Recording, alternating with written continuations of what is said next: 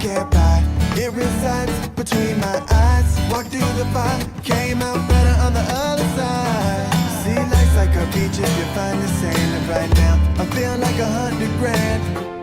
You are listening to Inspired Insider with your host, Dr. Jeremy Wise. Dr. Jeremy Wise here, founder of InspiredInsider.com, where I talk with inspirational entrepreneurs and leaders. Some of the founders you've heard of, some of you've never heard of. I was talking to John Corcoran last night, and he's like, Jeremy, the last several interviews you've done, you've given the same intro. I know, John, listen, when I talked about the story of, P90X founder, making money as a street mime and putting his hat on the street and making food and rent money, it's a crazy fun story, and it demonstrates that everyone is just like everyone else, and they start off and they have ups and downs, and even they sell hundreds of millions of dollars of product, it doesn't matter. They started off on a journey, and I know your ions about that, which is it's never easy. It's always, the journey is always kind of takes twists and turns. And I said, well, I'll come up with something different then. Okay, which I haven't said. And so I've had the founder of Einstein Bagels, Noah Elper, he would sell tchotchkes out of his trunk. And I think his previous two businesses didn't do so well.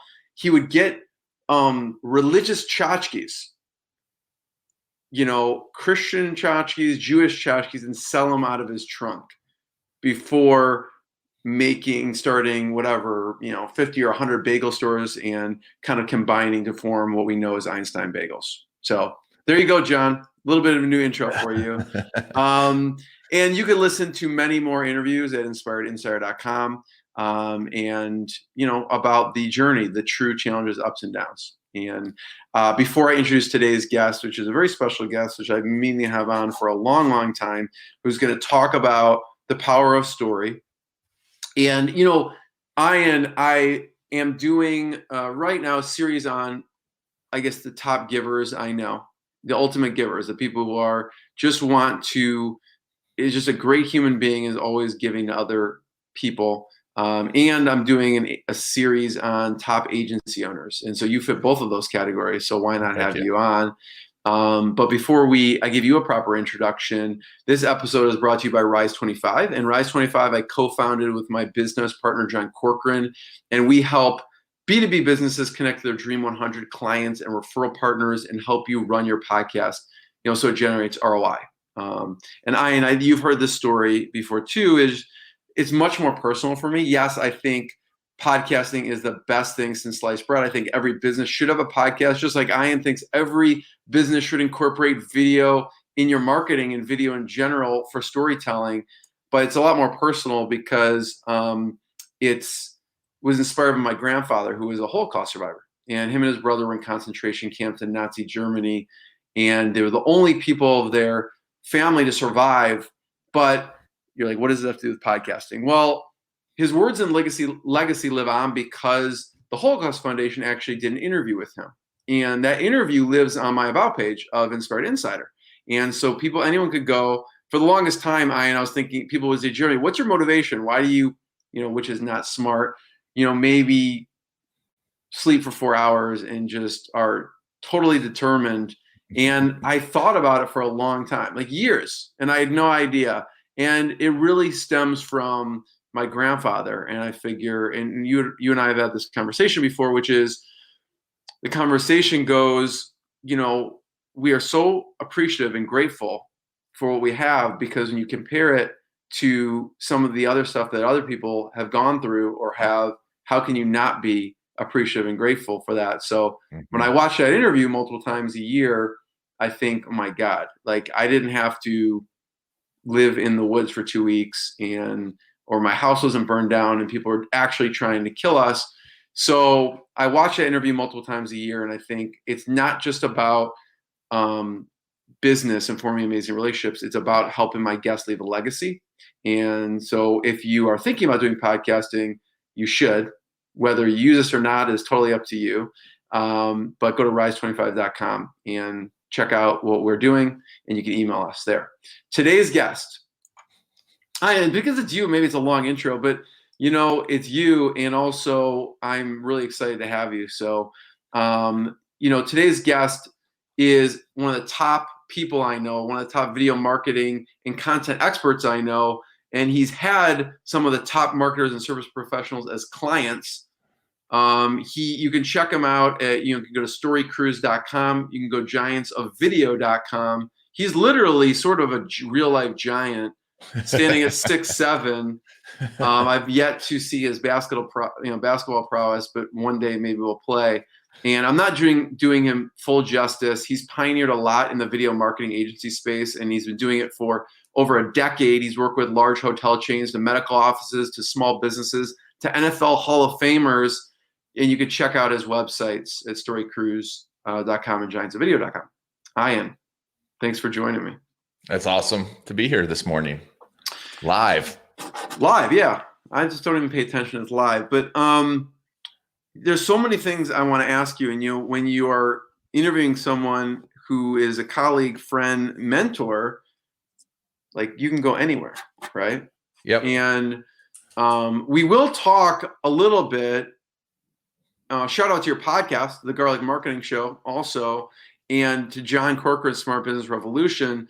I was listening to the interview you did with John, which was awesome. So we will talk about dolphins. Okay. So that goes without saying. But I figured we'd start with appropriate, which is story, which links Authentic Web, it links Giants of Video, it links Story Cruise. When you talked to John, you talked about 3 C's of story. And I don't quite think I've heard it explained that simply before. So I'd wonder if you just kind of go over that and what that means. Sure. 3 C's of story. So story has to have an arc, and there's 3 parts to a good story. And when we tell a story, if you don't have the 3 parts, it's not a story. Now, the story can be told in 1 sentence. It can be a movie, and there can be stories within the movie. But the 3 parts that you've got to get are connection, conflict, and conclusion. And so, people have to connect in some way, shape, or form. They have to understand what's going on, but also have to be drawn in. We can do this through curiosity. We can do this through video, seeing someone that's like us, or a story that we get, that we understand. And then, there has to be a conflict. There has to be some issues, and there can be multiple conflicts throughout it, and little stories within stories, which is great. But then also, and then you have a conclusion, and there has to be some sort of conclusion. When there isn't a really solid conclusion to a story, we get upset. Look at The Sopranos. Look at a lot of these shows that kind of ended. Seinfeld kind of ended like that wasn't a great ending. It wasn't a great conclusion, and so we feel that, and that's why we have a reaction, because if we don't conclude a story, it just doesn't work. So. And anytime you tell a story, that's what you need to do. And that's one of the things I always talk about. It's like video case stories. I don't use the word testimonials because testimonials don't work. No one remembers a testimonial, but will remember a well-told story. Our brain thinks in stories. Yeah.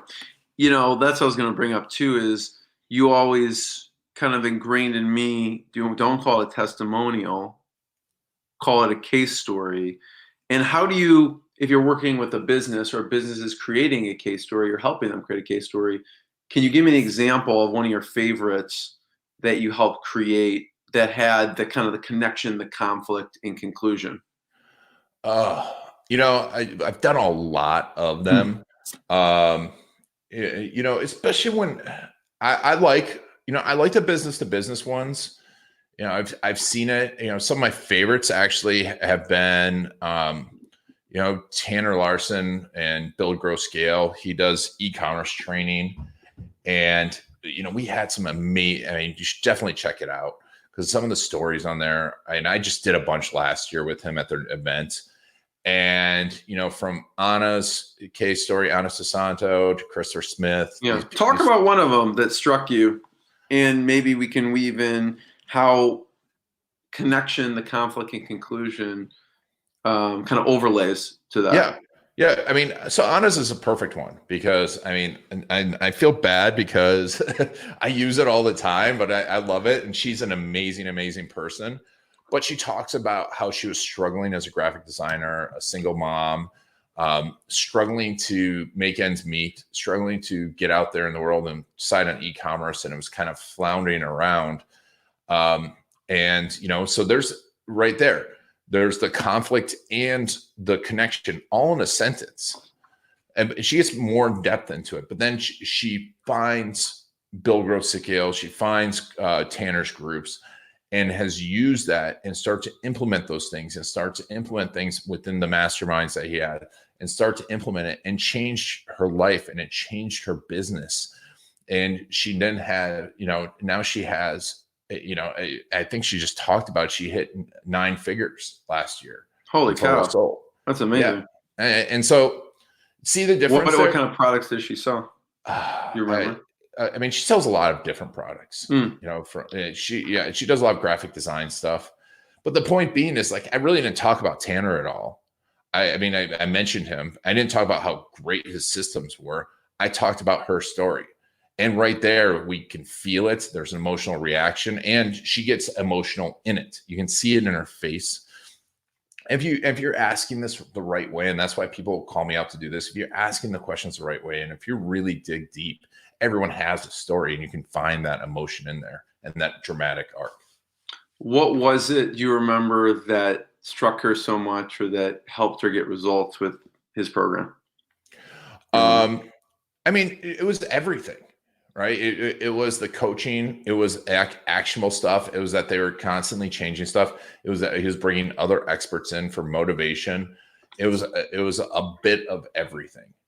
But, you know, those features aren't as important as the ultimate transformation. Mm-hmm. Mm-hmm.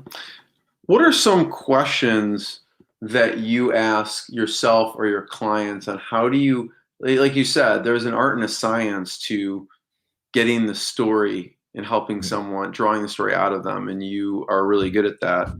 What are some questions that people should consider asking themselves if they're creating it, or someone else, maybe on an interview? Well, if you're creating it, before you start doing this, you should always be thinking of what is your goal here with this story, right? Who are you talking to, and where are they in their journey? Because people decide. You know, there's an incredible book out there called The Person in the Situation.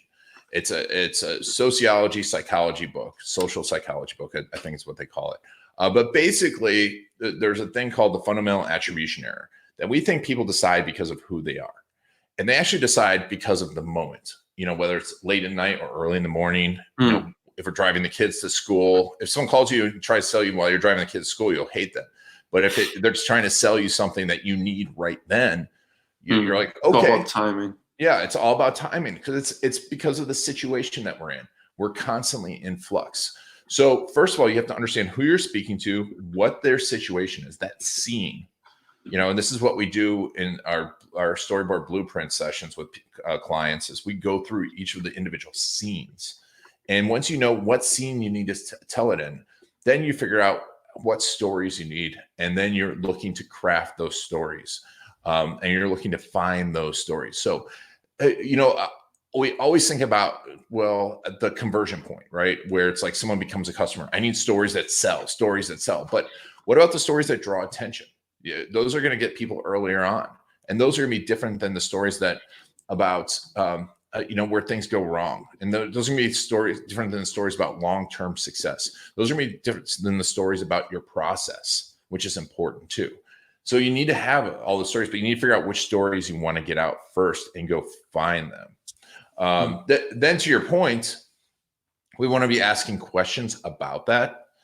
But there's 2 critical things. Now you ask stories about, you want to create questions about the connection, who they are, what's unique about them. So, and especially things that match up to your ideal client. So that's why it's important. And asking things about that situation, right? That they're in. So those match up as much as possible. And the conflict, what's the problem that they have? So you want to be asking questions about the conflict. But probably once you get those things down, and the conclusion, you want as much detail as possible about how you did that in the conclusion, both long-term or both short-term and long-term. Like, what was it like when it first ended? And what is it like now that is a year later? What's life like now? But then probably the most powerful thing is the two words I always say is moments and emotions. Is what was that moment that you felt that? Because a lot of people are like, oh yeah, it worked out well. But what was the moment that you knew that worked well? What was that moment? And how did that feel?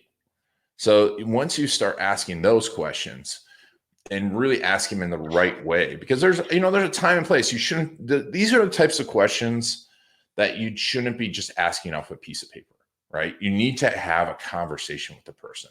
Because when you're just like, okay, what was the moment that you knew that felt? And what was and how, and what you're not going to elicit a great response. You're not going to elicit a response. Exactly.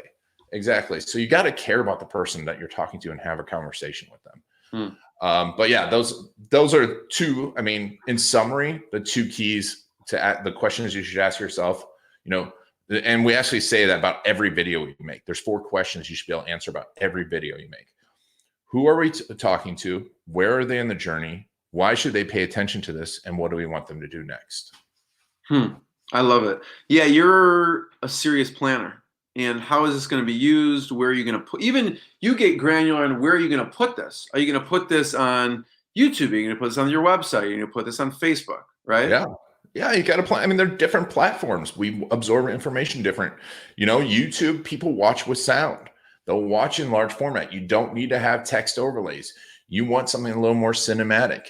On Instagram stories, it's vertical. You probably, people watch those without sound. So you're going to want something that engages people visually, but also, some area for text. So we want to think through that and also how condensed that story needs to be at that point. Yeah. And a shout out to Dean Dutro at Worth E-commerce. They basically help tell stories. They help e-commerce companies grow through controlling their email sequences and telling stories through email sequences. And we were talking about this the other day, and you would totally appreciate this because they said, it depends where someone's at in their customer journey, right? If they're just getting it, they may want longer form information. If they're ready to buy something, maybe they just want a short email with just the link. And that just made me think, the same thing goes for video, right? Oh, yeah. It's the same. You need to hit someone, I don't mean that in a negative connotation, with what they want at that moment. Exactly. That people always ask me, and I've made a few videos on this, how long should this video be? I'm like, well, you have to answer those 4 questions because, and also if you're putting it on YouTube, it should be a lot longer. It should be as long as you can get someone to pay attention because YouTube, that they reward that view time. Whereas Facebook, maybe you want them to really quickly move over to someplace else off of Facebook because you don't want them getting distracted. You've got to be thinking about those things and plan your videos accordingly. Because I see so much of the biggest mistake that people make in video marketing is they think a filmmaker is a videographer or a video marketer. And that's why we develop story crews, because we're training videographers, we're training editors to think like marketers, and that there's a big difference, a huge difference. What's the difference? It's the difference between understanding how to build value and understanding your audience versus making something just pretty, right? It's the difference between, I always use this analogy, but if you've heard me before, it's the difference between the Adventures of Pluto Nash and Paranormal Activity. Adventures. You remember Adventures of Pluto Nash? No. It was an Eddie Murphy movie that was in 2001 was $250 million. So now you're talking like probably $500 million movie and obviously you don't remember it, but Paranormal Activity was I think sub $50,000 movie, but they knew their audience. They knew how to tell a story. They knew the moment, what was going on in the world. And they made, I want to say something like $150 million in the box office. It's probably a lot more than that. I'm off right now, but there's the difference, right? That's the difference between filmmaking. Adventures of Pluto Nash had all the right filmmakers and someone that understands marketing. And I was just talking to Daniel Harmon. He's one of the guests on Giants of Video on our video summit. And we talk exactly about this because he's like, nothing's scarier than a client coming to me with a video and me not having any data, not understanding the market. And he's like, I just can't do that. Whereas filmmakers will readily do that because because they're tailoring the message and the content to that specific audience. Yeah, I mean, he teaches on the seminar exactly how they test every single part of this before they make the whole video. That's a marketer versus a filmmaker. Now they make really cool, really good looking. Yeah. Have you seen the purple mattress videos? Yeah. And what are some of the other ones? Poopery, Squatty Potty, the last Squatty one. Potty. My kids love that Squatty Potty where the big poops out like ice cream, rainbow ice cream. Yeah. They keep watching that. And they have, I forget the grill one. All theirs are awesome. They're hilarious. But, he talks about it. It's like you think business and data first. And that's important. And so here's where I see this all the time because I know so many people, they call me up. I just want a video for this. I just want a video that tells my story. I'm like, all right, what do you want to do? I'm not sure. Get me clients. Where are you going to use it? Oh, everywhere. I'm like, and I'm like, well, we need to go through strategy first. Oh, no, I just want this video done. And then they go to a filmmaker. And then a year later, I'm like, oh, how'd that video do? It didn't. Usually it probably doesn't see the light of day though, right? I mean, sometimes it does. It does nothing. It's hard. It's hard enough when you have someone like Daniel Harmon, when you have someone like myself. I've produced thousands of videos and look at the data constantly. And I was having this discussion with him. You don't know what's going to work, but you have an educated guess. That's hard enough. I mean, how much data I look at on a daily basis. And you too, like when you write content, when you guys are, creating podcast episodes, you don't know what's going to click. You have an educated guess. And we start there. But that's hard enough when you're that much of an expert. Now, if you're not an expert in marketing and you're hiring someone who's not an expert in marketing, you might as well just, have your 6-year-old make the video and probably be more successful. So I want to talk, I saw a couple of people popping in the great thing about doing it live. I saw Walter Salubro pop in, and I know he's big into YouTube. He's always looking for amazing YouTube tricks or tips or whatever. So I figured, I know you have a lot of them. You've taught me some. So I want you to talk about some of the things you've learned on YouTube, maybe some of the do's and don'ts of what you see people doing or what you're actually doing with YouTube. I mean, YouTube right now, it's, you have to decide, first of all, what your goal is, right? Some people want to build a channel. You might have an intent-based goal, meaning like when we work with a professional, we want that video to be ranking for intent. Like we have videos that maybe have 50 views, but have made $300,000 because on the end of that is a service. So if there's high intent, so I think that's number one thing, like we just talked about, what is your goal? And don't have your goal be just views. Right. That's just a vanity metric. It's a vanity metric. It's a metric if you want to monetize it. I don't know many people that monetize YouTube channels without having some back end offer, right? I mean, there's something else going on there. You're definitely not making money just off of YouTube views. And it's a lot faster and it's a lot easier to make it in a lot of other ways. So if you have intent, if you have SEO intent, but no matter what, view time is important. And the number one trick to getting view time is awesome storytelling. And that's it. I mean, we had a video ranking in Google search results for one of the most competitive terms out there, federal criminal defense lawyer. And it was number one in Google search results. So, anytime someone watched that, that's like $150 click sometimes. Yeah. And so people are neglecting that. They're maybe like going after a blog post and comment, not thinking of ranking a video. Yeah. Oh yeah. Rank a video. Think about YouTube's second most used search engine. So thinking of intent there is important, and what your end goal is. If you're just trying to get views, that's fine. And you have to pump out a lot of content on YouTube. If you think you're going to win with 10 videos, 20 videos, it's just not, if that's your only way of getting it, That's another way. And also be thinking about using YouTube. One of the things I'm doing now is using YouTube. I think YouTube subscriptions is the next email list. So instead of trying to get people subscribed to my email, I'm getting them to subscribe to YouTube. Why? Because YouTube will email my clients and tell them, hey, or my subscribers tell them, hey, I posted a video. It'll pop up if you're using Chrome. And also then it will also be suggesting it on the side if you've subscribed. So you'll be seeing my face. You'll be hearing my voice over. The trust and over increases. And over. Yeah. I mean, you can't help that. And that's part of the amazing part about video is more someone hears your voice and sees your face.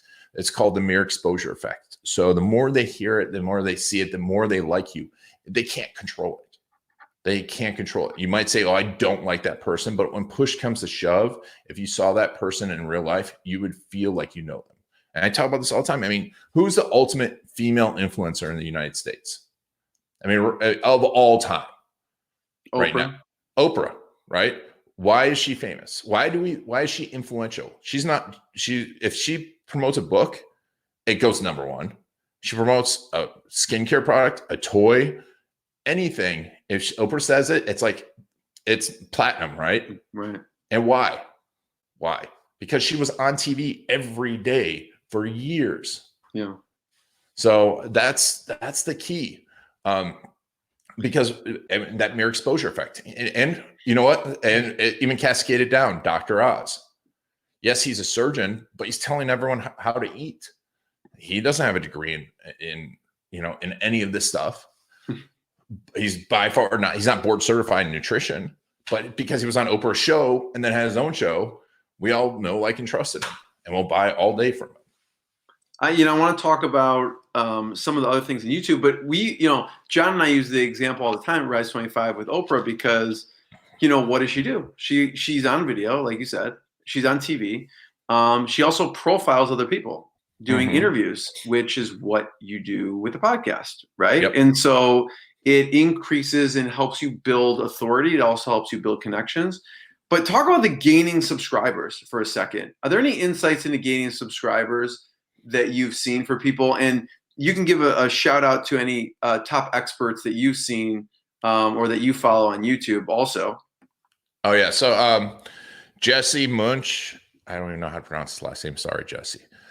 He has a podcast, YouTube basketball show. I always watch channel. those. The Professor on YouTube. Can't get enough.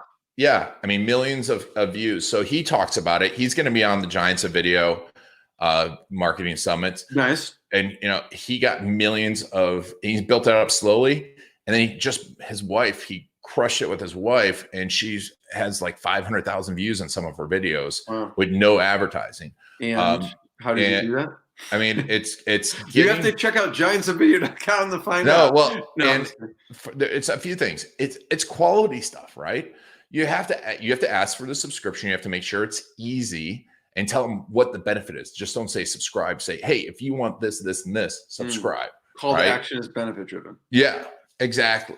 One of my things I always hate is like when people say, check out my video. I'm like, no. Why? That's that's pet peeve of mine. But good thing I gave a reason for people to check out Inspired Insider with a few examples, or I would have been reamed out after this. But exactly, you give specific examples. You show them subscription. Hey, if you want to get content like this, and I'm testing some new stuff out, so I'll come back on. But make sure it don't have multiple calls to action. If you want to get YouTube subscriptions, put it in your email. Put it on your Facebook, drive other stuff to it, but that is your goal. Don't try and get them to, either opt into my email or pop into my Facebook or follow me on Instagram. Get the YouTube subscription. Dallas Golden says hello, by the way. And let's make up a hypothetical person and company, let's call the person Tony Grubmeyer from Ship Offers. Let's say Tony Grubmeyer from Ship Offers wanted to get more YouTube subscribers. What would he do? What video should he create, and what would he do to get more YouTube subscribers for Ship Offers? Well, first of all, you create like thought leadership pieces, yes. But also remember that YouTube is intent. People are going there to learn stuff. So you have to get specific technicals as well, like how-to videos, how to do this, how to do that. If you're going to find most of them are how-tos or unboxings, that kind of thing, will get views. And it'll get longer views. What unboxing should they do? Are there any products? I don't know how well you know. Yeah. Unbox any of their products and show the boxing. For them, packaging is a big deal. Showing how a package is unboxed, because it's very meta because of ship offers, right? So that kind of thing. Is there a way that you would recommend them drive customers doing unboxings somehow, or would you recommend them doing unboxings of their products? I mean, both. User created content. Once again, I'm going to make a plug for Giants of Video, but I went and found the experts. That's what I want to find. Is I'm good at a lot of this stuff. There's people that are experts at it. And Nahal, have you had Nahal on the show? No. Nahal, who's Facebook Ad Pros, is going to talk about user created content. So that's the kind of thing I would definitely have his clients showing their boxes. Showing the unboxings. What else? He's commenting saying, yes, keep going. Yeah. How to detailed skills, not just thought leadership stuff. Detailed, like Tony has a journal, how to use each part of the journal, right?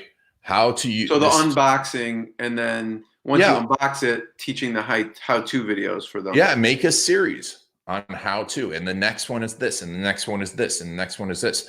Hey, make sure to subscribe so when I post the next one, and it's going to be this that you watch, right?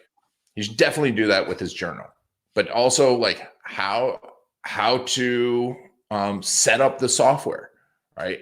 How to make sure you're getting your returns right. How to make sure that right now that your supply chain is in the right place. Then we can talk about like Fabricio, who's making those. He's making at Fleeber. They're making awesome videos about thinking through the supply chain and those type of things, and then getting detailed into it, because people want detail, they want specificity, but you want to make those longer too. So you make them longer. You want to draw it out. You don't want to tell them right up front, unfortunately, and people get frustrated with this, but that view time is so important to YouTube. What if I am someone starting with 0 subscribers? Is there any way to like jumpstart that? I mean, you can use ads. Okay. You can definitely use ads. It's cheap. 3-4 cents a view. Really? Just get really, really specific into what you want people to subscribe to, right? Don't think you're gonna be the next Tony Robbins or Gary Vaynerchuk right away. It took them decades to get to where they are, right? Took decades. I tell that story, because I had Gary on a couple of years ago, and we talked about it. Gary started out. Gary's another person that's famous only because of video, right? But he makes tons and tons of it. He's a machine. But when he started out, I was actually a customer of Wine Library. And I got this YouTube video where this guy is tasting, but he made it funny. He made it different. And, if you haven't checked those out, Wine Library TV, you can still find him on YouTube, and it's him spitting the wine into like a Jets bucket or something. Yeah. And it was this giant, it was this white table and like his mom's sheet in the background. And I'm like, what is this? But it was YouTube. So it was novel, but he still pumped the stuff out. And that's the other part of it. He's just constantly pumping out quality content. And he's gotten to the point now where he doesn't have to be specific, because he's such a thought leader and an inspiration to people, that he doesn't have to be specific. But if you look at the quality, like anyone that has a lot of followers, they have specificity in what they educate on.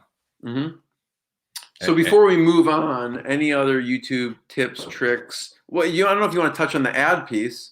If someone's thinking, well, is it worth exploring or not worth exploring? I've thought about it. I've heard about it. I've seen it. We've seen it a million times.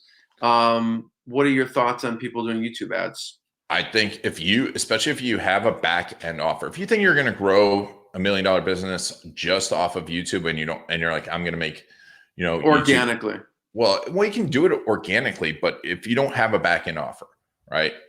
And it comes back to that customer journey. If you have a customer and you know their journey, you can make videos along the way. If you can get your face and voice in front of them over and over again for a few cents, right? They might not become a customer for 3 years. Yes, it is a long game, but I guarantee those prices are gonna go up. All right. And it's going to cost you more and more and more to get in front of them. Whereas you get in front of them right now and stay in front of them with retargeting and build up this audience, especially if you have a local business, it's a no-brainer. You just be in front of them all the time. I mean, we look here in Orlando at John Morgan. I was growing up, John Morgan was on the TV. Like if you stayed home and you watched, because back then you had to watch the UHF channels because it was either soap operas or like reruns on UHF. So if I was homesick, you'd watch it and it was just John Morgan, to the point where he became the only name in personal injury in Central Florida. And now, throughout the world, he's one of the biggest names. And it was simply because of seeing his face over and over and over again. He didn't have to provide value because we had to watch. We couldn't fast forward. Yeah, I put Tony G's face up on here. I don't know if you can see that. It says, I like and trust you both. So shout out to you. But the YouTube ads, have you seen one out there that maybe people should check out on YouTube? Like if you Google it, or is there one that you've liked in particular that people should check out? Maybe the structure or the way they do it, or if you maybe want to just explain a couple of the components that people should include in a YouTube ad if they're creating one? Once again, I think customer stories are the best ones. So not having even you on it, having a customer story. Well, that's the first one you get, and then you retarget into informational videos, informational stuff. Tom Breeze is an expert at it. Tanner did some great ones to fill up his event at Build Grow Scale, which is an awesome e-commerce event. So, those are all great examples of using YouTube. But you can, even if you're trying to promote a podcast, you can pull clips out and go, hey, if you pull a really great clip of you interviewing someone and put it in front of there, and, if you want to watch this whole interview, click here and send them over to your video. At giantsofvideo.com, Ian, who's going to be there specializing in talking about YouTube or YouTube ads? Anyone? I've got Tom Breeze coming. So, Tom Breeze is one of the biggest ones out there. And Jake Larson is coming on too. So Jake Larson and Tom Breeze. So those will be two awesome ones. And then, organic, we have Jesse Munch coming on. He's going to talk about YouTube as well. And he's going to talk about organic YouTube. And I'll be talking about it as well. There's so much to talk about, and I can't believe. So you have like 20 more minutes, right? I have 20 more minutes. Okay. It's not enough time. Never enough time. We need like 4 more hours. But, you mentioned before going back to the storyboard blueprint. And if anyone has a chance to do a blueprint call with Ian, they're paid calls, they're not free, nor should they be, because he delivers tremendous value. And whatever he charges, whenever you're listening to this, you should pay him because it's totally worth it. And if he, just give me your money. No, I'm being serious. Like John and I have gone through it and for our business, and it was mind blowing.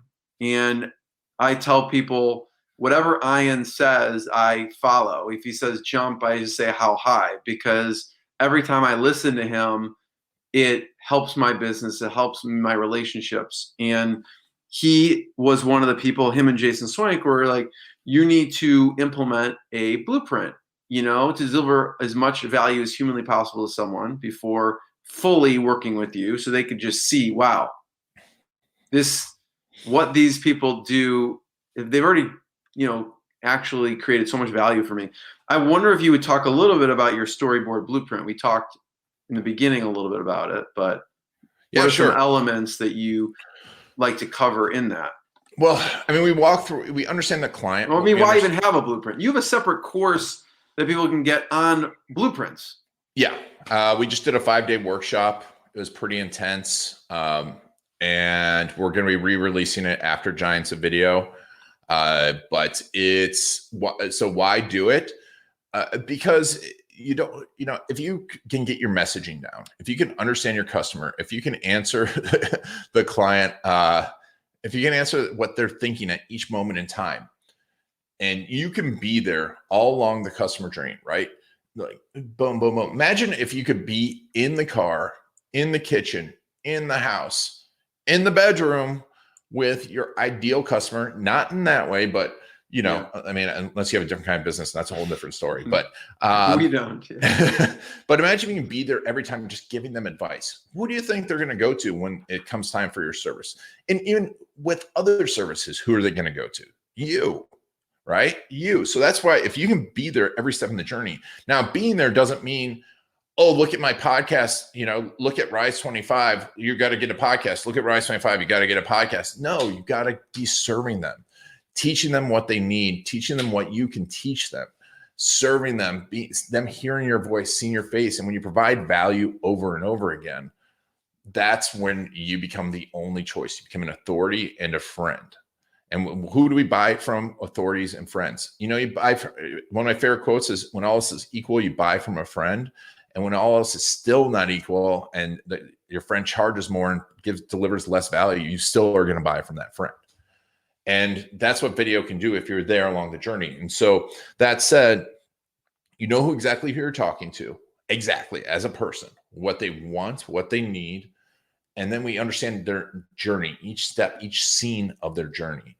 And inside that scene, we know what they want and need. And what's awesome about this is then we go, okay, what's the content we need to deliver? What are their excuses for taking action? What are the stories we can deliver there?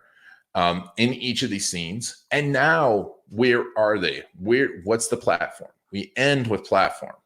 So now we have a whole list of content, a whole list of stories that we need to make for each of those scenes. Mm-hmm. And guess what? Each of those scenes is also part of driving traffic, leads, conversion. And, one of my favorite things I talk about, and we don't think about either, is when they become a customer. And Joey Coleman, who I think might come on, I hope, Joey, if you're watching this, you're going to come on the Giants of Video. It's one of my favorite things I learned, when we were working with Jason Swank at his mastermind. But a 5% increase in customer satisfaction can lead to a 25 to 100% increase in profits. I said that really fast, but a 5% increase. I had a client a while ago in the last recession who was a financial advisor and was putting out videos every week. Didn't lose a single client. I just had Chris Martinez on Giants of Video. They not only this month, April, didn't lose a client, right? The Giants of Video, they didn't lose a client. They gained clients in April. Chris Martinez. Awesome. He talks about how his video strategy for doing that. But that's the blueprint allows you to know what content and always be able to go there. So you're not starting over. You can quickly adapt, because when all this stuff happened with COVID and whatever, I was quickly able to go, okay, who's your ideal customer? What are their questions at this moment? And go with clients and boom, boom, boom, figure out the videos that they need to make. And we actually shot a bunch remotely using a few tools, and we're able to quickly make videos and structure them properly. Because that's another thing too, is you can't just make videos. You have to structure them properly to engage them, to have an emotional response, to tell stories properly, have a proper call to action. So you can be ready with that. So that's what we do through the blueprint process. Make that whole list of videos, the whole list of how they should be structured, and then an execution plan for those. So it's like boom, boom, boom. And then where do they go? Instead of going, hey, I'm going to make videos for Facebook. Which, right? Yeah. So Giants of Video, it's a free virtual summit. Yep. People can check it out. Yep. Okay. So Giants check it out there. Yep. I wanted to talk about Story Cruise a little bit and why you created it and who's it for. All right. So Story Cruise, there's this problem. We would hire videographers, and people were like, oh, do you know a videographer? I'm like, well, what do you want to do? And they wouldn't know. And I'm like, well, and then we'd hire videographers, and they wouldn't understand business. They wouldn't understand marketing. So if we just sent them out, even if we had a list of questions, they didn't get what we were doing. And so I realized that, because I didn't start as a filmmaker. I started as a business person and a marketer. And I started Authentic Web, our video agency, with my wife, as with knowing business, knowing marketing, and realizing video was the tool versus starting with, the video. So what the businesses need video. And now more than ever, because of everything that's happened, we need to be on video. And I was just listening to some awesome stories today about, puppet businesses that are about to go out of business now start video and are doing puppet shows. And there was a digital marketer story about, a digital marketing or, someone that's having birthdays and all of a sudden moved to video, and now they've transformed their business. And it's so cool because, 12 years ago, kind of saw that coming, and now it happened. It forced them. Yeah, it forced them to do that. But these people, the businesses don't know how to, when they hire a videographer, don't know how to speak to them, don't know what to ask. And it's expensive, which it should be. A good filmmaker should be expensive because there's a gear, there's setup, there's pre-production, there's production, there's post-production, there's editing. All that stuff takes a ton of time. But if you're not starting with the right person and you don't know how to talk to them, A, even if they are good and you don't know how to talk to them, it's not going to work well. But B, if they don't know marketing and you don't know what to ask, you're going to have a product that just doesn't work. And that's why I create Story Crews. I'm training businesses how to think about video and then find them the right people to execute those videos with them. Yeah. I mean, it's only expensive if they don't get return. But if it's properly serving the purpose, it's an investment. Then it pays for itself. We have clients that we made videos for 8, 9, 10 years ago. They're still using them. They're still making them money, still getting, I had a client recently say, I got $15,000 patient on a video that we made 8 years ago. Right? Think about that return on investment. Even if you spent $10,000 on that one video, that's still like a 20-to-1 return on investment. I'm not doing the math right. He didn't spend that much on that video. It spent a lot less than that. So you're thinking 100-to-1 return on investment, and on top of all the other stuff.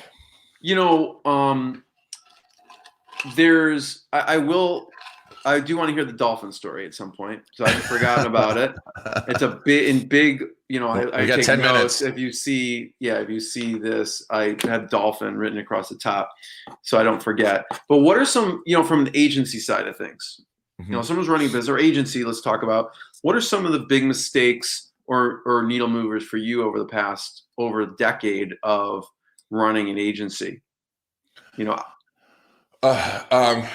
Number one is you should be hiring and asking for help, especially early on, coaches, consultants, but you need to find people that have A, done it multiple times, and B, helped other people multiple times. I think, and not to slant on anyone, but if you've run an agency for 2 years, 3 years, and now you're going to go coach people on how to run an agency, and you've never run it through a recession, 3 years, you have not gone through I don't care how big your agency is, you have not gone through the business of it. So if you're learning from someone like that, you're going to have trouble. But there's people like Jason Swank out there. There's people like yourself when it comes to podcasting, done it for years and helped multiple people.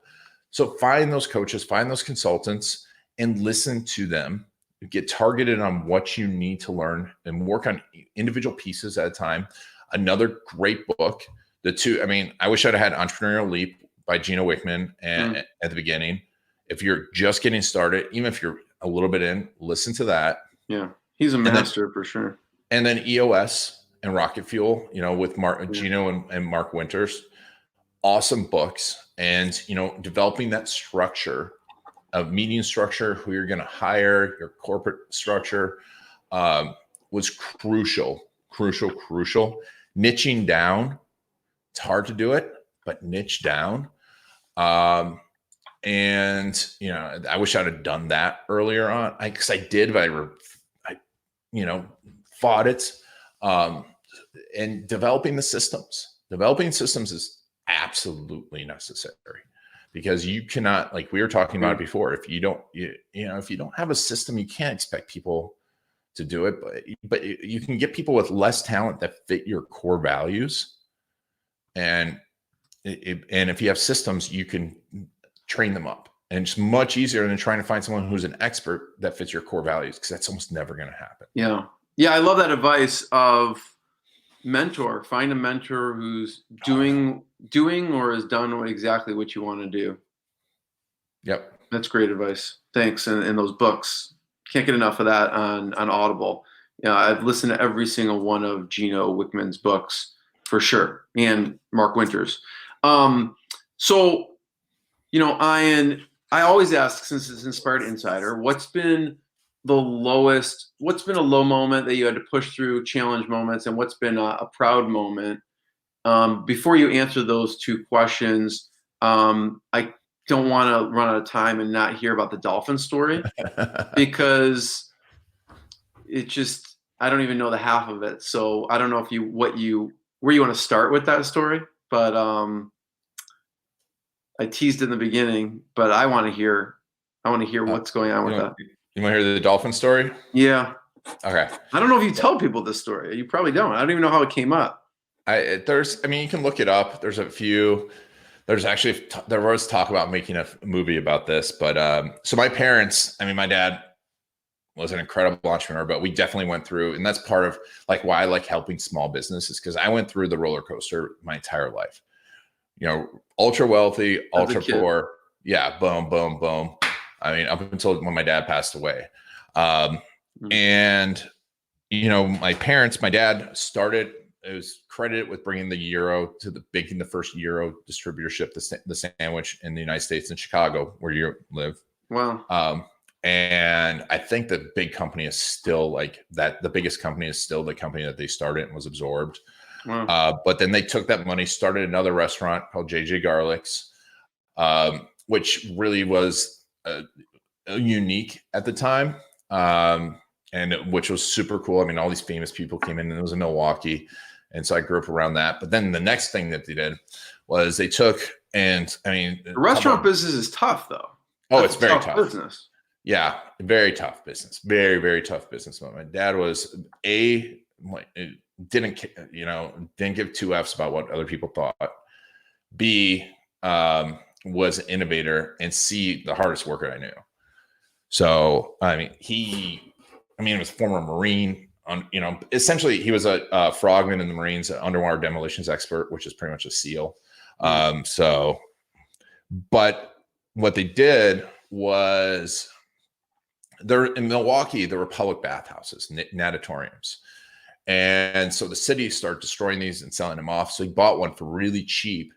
And so it's a giant building, 2-story building with a giant pool. And that's where everyone would go take baths. So he made it into a restaurant, a 2-story restaurant with super fine, crazy dining up above. It had like crazy stuff. How old were you at the time? Do you remember? I was 5, 6, 7, 8. Okay. So you were younger. I was young. But they decided to put live dolphins and live dolphin shows in the middle of this. And this is Milwaukee. In Milwaukee, Wisconsin. Not Orlando, where you are now. This is not Orlando. We relive now.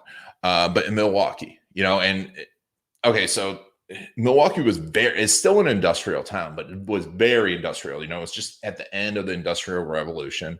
So there's a lot of decline there. And it's very cold. Right. It can get 30 below zero with the wind chill, which you love that weather, Jeremy. No, I hate it. Yeah. But so this was unusual. So what they did is they went out and figured out how you get to own dolphins.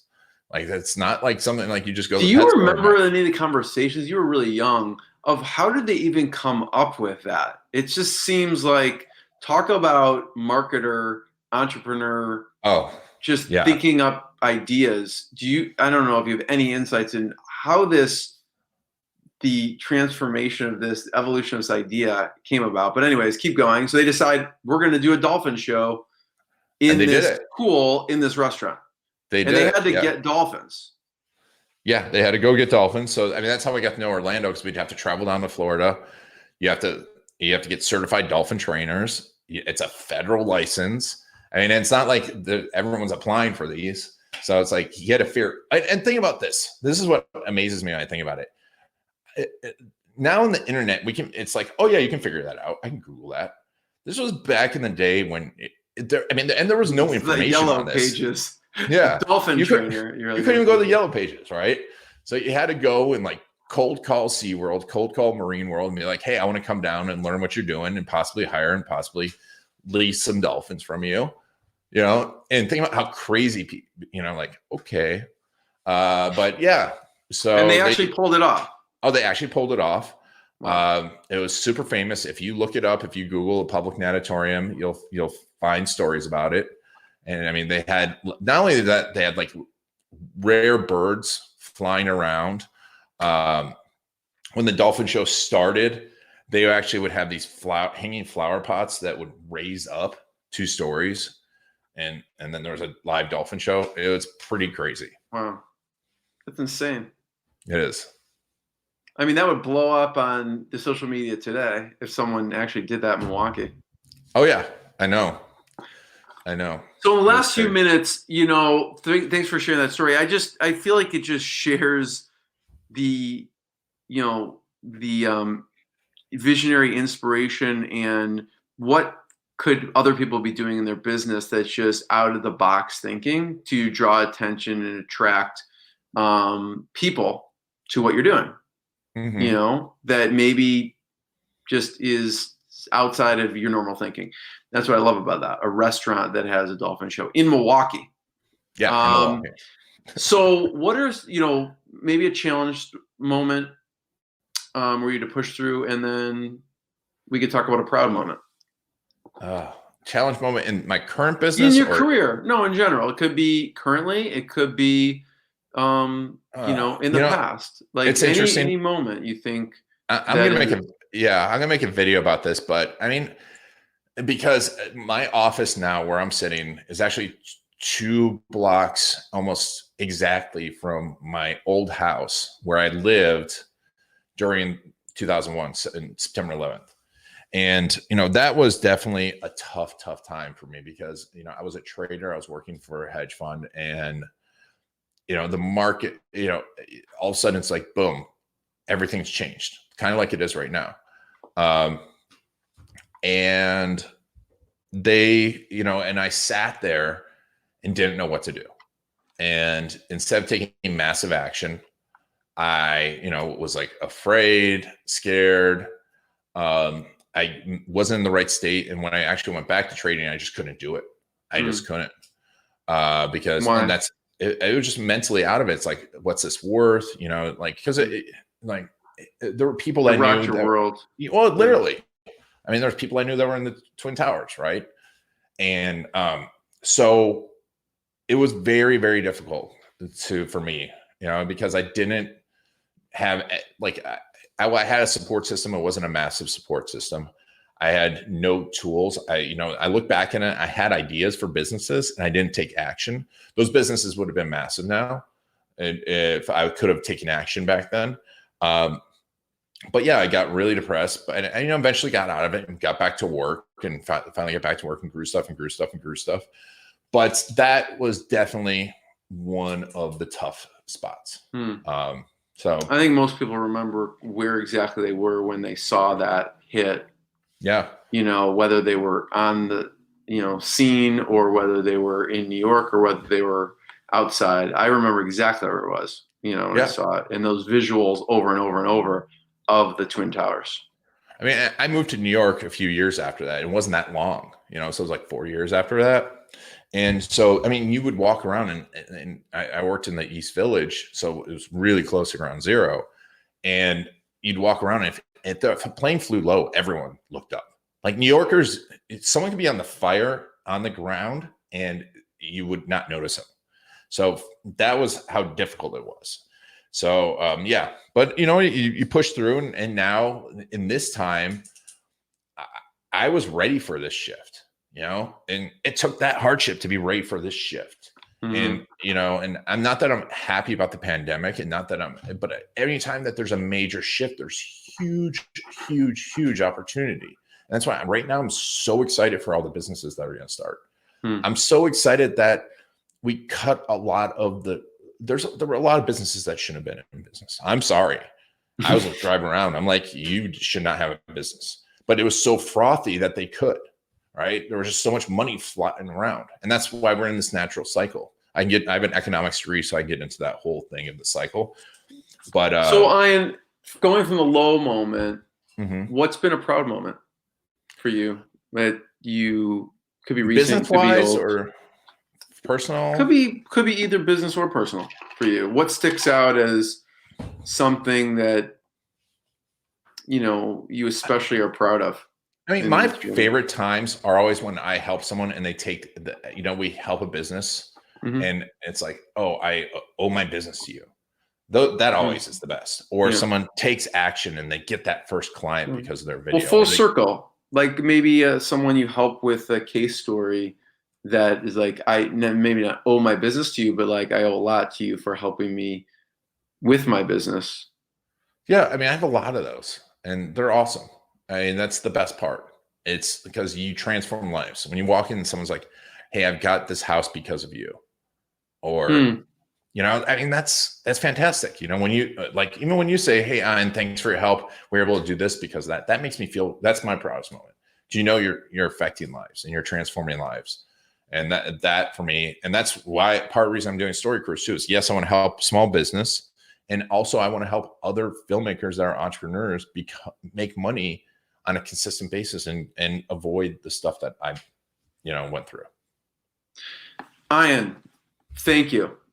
I want to be the first pleasure. one to thank you. People should check out storycruise.com, giantsofvideo.com for, the amazing people you have on around video and authentic web. What final words do you have for us? Version done is better than version none. I love it. Get his t-shirt if he's selling it. Ian, thank you. I really appreciate it. Thank you. Thanks, Jeremy. What I got, you can't buy. It resides between my eyes. Walked through the fire, came out better on the other side. See, life's like a beach if you find the sand. And right now, I feel like $100 grand.